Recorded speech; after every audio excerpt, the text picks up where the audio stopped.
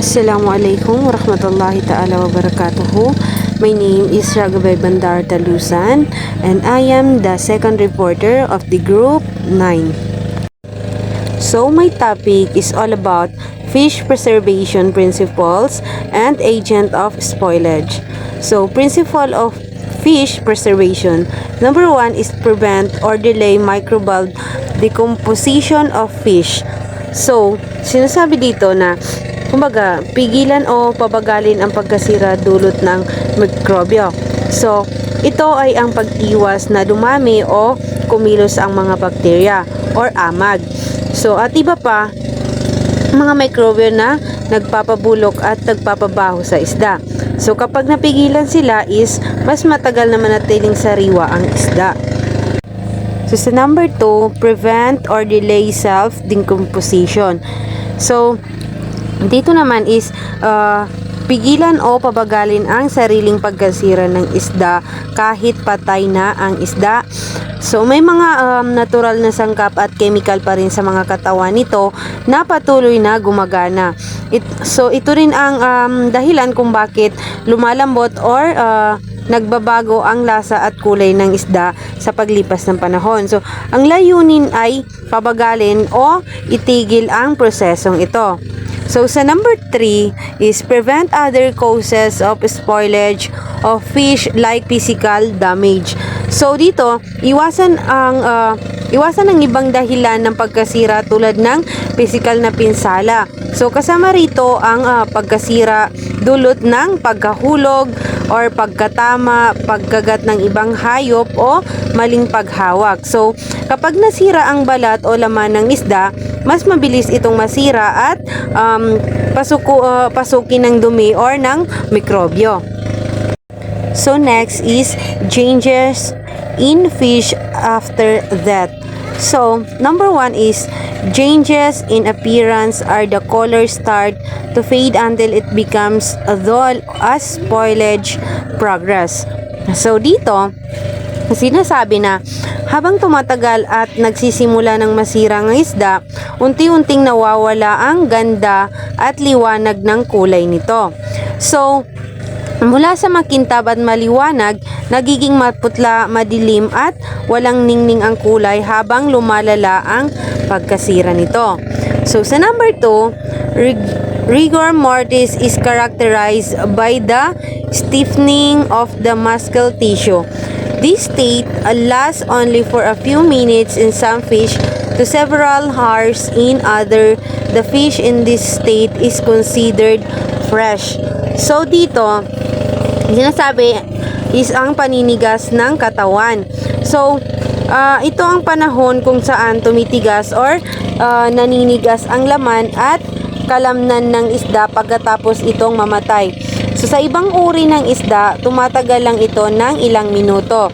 Samantalang sa iba naman ay inaabot ng ilang oras. Kapag ganito pa ang kalagayan ng isda, tinuturing pa rin itong sariwa at maganda kainin. So sa number 3, autolysis is the breakdown of tissues caused by enzymes. Since it softens the tissue, it proves the activity of microorganism. So dito, ito ay ang pagkasira ng laman ng isda na nagdudulot ng sariling mga chemical o sangkap na nasa katawan nito. So dahil dito, lumalambot ang laman. Then, pinapakita nito na nagsisimula ng kumilos o dami ang mga bakterya sa isda. So, sa number 4, putrefaction is the state when the components of the flesh are assimilable forms. It is accompanied by a foul odor which is the result of the breakdown of protein. The fish at this stage is spoilage and undesirable. So dito, ang pagkabulok or ang putrefaction, ito ang yugto kung saan ang mga bahagi ng laman ng isda ay nagbabago at nagiging hindi na mabuti. So kasabay nito ang mabaho at masamang amoy. So dahil dito sa pagkasira ng protina sa isda, sa ganitong kalagayan, bulok na ang isda at hindi na ito ligtas o magandang kainin. So next is characteristic of fresh and stale fish. So dito, may kita natin ang pagkakaiba ng fresh fish at stale fish. Sa mata is makikita natin sa fresh fish is kumaga maliwanag or nakausli o parang nakadungaw. Then makinis at malinaw ang bahagi ng mata. So sa stale fish naman is may kita natin dito na mapurol, kulubot at lumubog ang mata at parang maulap o madilim ang kulay. So sa gills naman sa fresh fish is may kita natin dito na matingkad na pula. So mapula-pula yung ano nito, hasang nito. Then malinaw na likido at walang masamang amoy. So sa stale fish naman is mapusyaw siya na kayumanggi or kulay abo. So malagkit na ang dumi nito at mabaho o mahasim na ang amoy. So sa flesh naman, sa fresh fish is kumbaga ito siya is matigas at matatag. So kapag dinutok mo ng daliri, babalik agad ito sa dating hugis at hindi maiwan ang marka. So sa stale fish naman is malambot at madaling mapipi. So kapag pag dinutok mo ito is may iwan ang hukbo o marka ng daliri at hindi na babalik sa dati. So sa belly walls naman is makikita dito sa fresh fish ang buo pa at walang sira. So sa hindi naman fresh is makikita dito na madalas ay punit o bukas at lumalabas na ang mga lamang loob nito. Then sa muscle tissue naman, pag sa fresh fish is may kita natin dito na maputi ang kulay. So sa stale fish naman is namumula o kulay rosas. So lalo na pag malapit sa galugod or buto nito. So next is sa vent.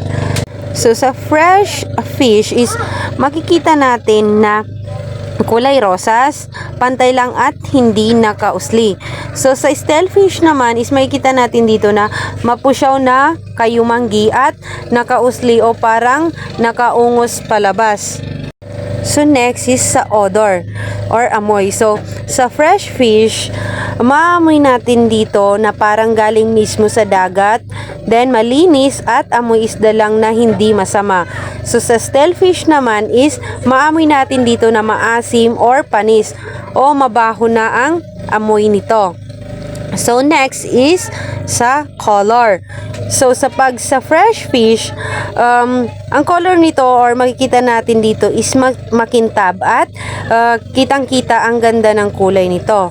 So sa stale fish naman is makikita natin dito na kupas na ang kulay or maputla at hindi na ito siya makinang or parang madilim na siya tignan.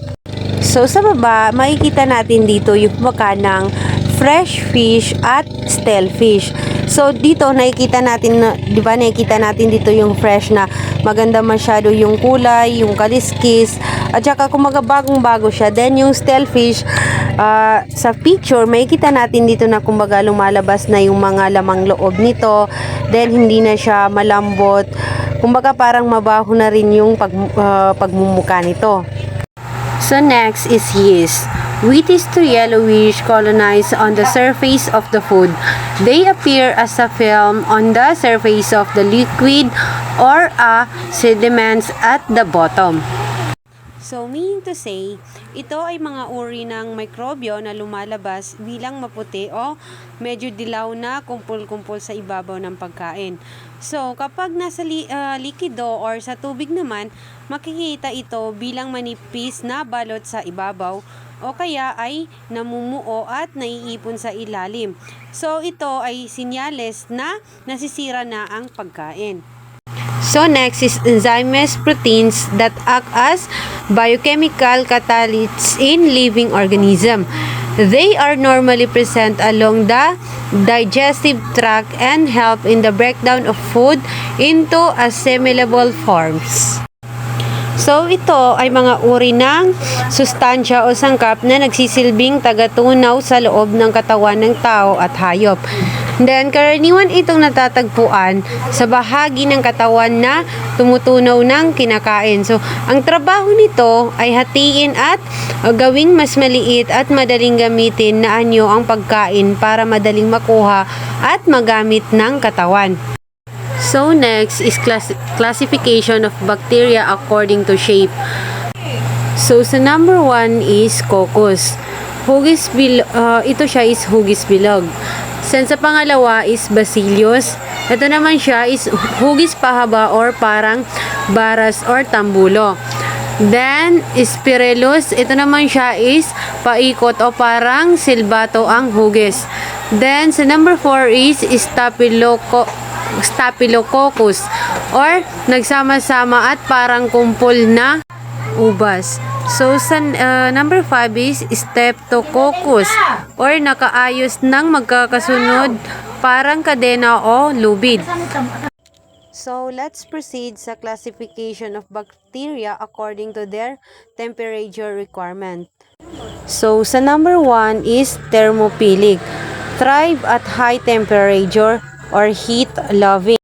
So, sinasabi dito na nabubuhay at dumarami kapag mainit ang paligid and also mahilig sila sa mataas na temperature. So, sa number 2 is psychrophilic, thrive best at low temperature or cold-loving organism. So, ito naman is mas masigla at lumalaki ng husto kapag malamig ang paligid. And also, mahilig sila sa mababang temperature. So, sa number 3 is mesophilic, those that thrive between low and high temperature. So, ang ibig sabihin nito ay namumuhay at lumalaki kapag ang init ay nasa gitna. And also, hindi sobrang lamig at mahilig din sa sobrang init. So next is classification of bacteria according to their oxygen requirements. So sa number 1 is aerobic, number 2 is anaerobic, and 3 is facultative. So ang ibig sabihin nito or ang tatlong ito is sa number 1 is kailangan nila ng hangin o oksiheno para mabuhay. And also hindi sila tatagal kung walang hangin. Sa anaerobic naman is nabubuhay sila ng maayos kahit walang hangin o oksiheno. Sa katunayan, hindi nila ito kailangan. And sa facultative naman is kayang mabuhay at lumaki kahit may hangin man o wala. Nakaka-adapt sila sa anumang sitwasyon. So next is types of enzymes. So these are the 3 types of enzymes: lipolytic, proteolytic, and amylolytic. So, ang ibig sabihin nito is, sa number 1 is, ito ang uri ng kemikal na sumisira o tumutunaw sa mga taba o mantika. And sa number 2 naman is, ito naman ang kumikilos sa mga protina. Ito ang tumutulong para matunaw o masira ang mga bahaging gawa sa protina. And sa number 3 naman, ang amylolytic, ito ang nagtatrabaho sa mga pagkaing mayaman sa amirol o asukal. Then tulad ng kanin at tinapay. Ito ang tumutunaw at nagpapagana sa kanila. So that's all my report. Shukran and wassalam.